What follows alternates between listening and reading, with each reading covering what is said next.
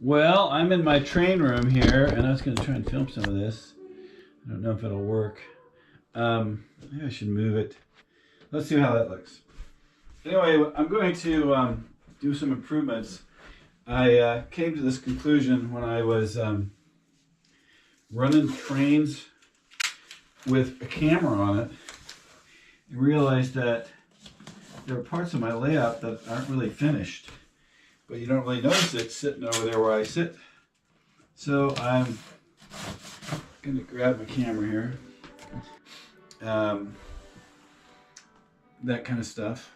Woodland Scenic Medium Ballistic Brown. I have it already over here in this construction site, and I'm going to paint with that Home Depot sample paint there I got. I'm going to use in other areas in this area, but I got to finish taping this off.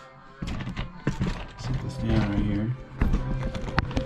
I got to finish taping this off, and we can begin the process of laying it down. I think I'll paint first, and then come in with the rock colored dirt in the and then I think I'm going to put regular ballast in where the tracks are, which I have, you know, everywhere else on my layout.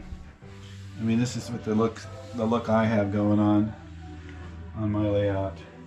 But I never really finished this back end corner here, so that's what I'm going to do. Check back later. Well, here we are. Spreading this medium balsamic, and I'm going to make this area look like dirt, or a type of dirt, and I'm going to put regular gray mixed rock type on the tracks. So that's what's going to try. I'm going to try and attempt that. Kind of winging it here a little bit, but this is like in a back corner, so it's not like it's not going to be really seen very much. But it just kind of ties up loose ends that I have over in this area here. So I'll spray this down with a mix of it's like Elmer's glue, but Woodland Phoenix sells it. I've used it on all my tracks, and it'll set this up and make it permanent. So that's what's going on. Okay, next job is to wet it down. So this Woodland Phoenix glue that's diluted with water absorbs into the ballast a lot better when it's wet. So I give it a good wetness, and then we'll get the glue going. So this is the glue I use, and I use the spray on. So I just dilute this and put it into this, and then put it into a sprayer. Make sure I shake this up good. I haven't used this in 4 years, 5 years maybe even, but it seems like it's going to work all right. Yeah, it looks like it's okay. So we'll just spray it, dump this guy in here, and then we're going to do the same thing we just did with the water. Let's go over there and do it. Okay, so I'm doing the spray part of it now. So I just come back in with a different product. Instead of water, now we're using glue. And we just gotta get it nice and thick on there. When I do the ballast on the tracks itself, I use an eyedropper. It's a little more accurate than this shotgun way of doing it. So we just get this good and wet. Sorry, water tower. And I'll probably come in and do a little bit of touch up. Let's see. Oh, that looks pretty good. Oh, right here, a little bit right there. Give that a little squirt. And I think that's going to be good. So we'll let that set up, and then we'll go to the next step. When you get into this tighter area here, I'm going to use a spoon and ladle it in there like this. Carefully, carefully, carefully. Like that.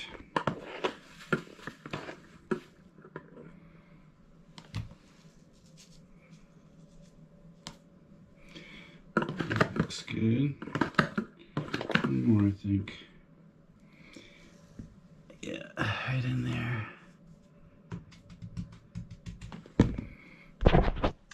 So that is what's going to go in there. I gotta get another little batch in there, back in that corner back there. Oh boy. Sorry guys. Sorry man. And then we'll just get that in there as best we can. Kind of winging it here today. Now the rest of that stuff will just pull off of there, but we do need to hit it with some glue. And that didn't get wet beforehand, so I'm going to hit it pretty hard.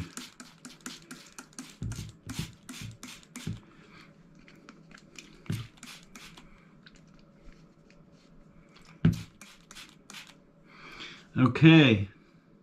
It'll look awesome, or it'll be a big ass mess in the morning. We'll see. Clean this guy off here. I made these pillars, and these pillars here are made of insulation foam, as in the whole layout is made out of insulation foam. And I had an interesting technique to get that look that you see there. I have a piece right here. So these originally look like that. And I would glue these and also drill them with screws sometimes just to hold them together while they're gluing. But this is a combination of elephant ear paint. I got it Home Depot, and you buy the sample size, which is tiny, but it gives you enough paint for a hobby.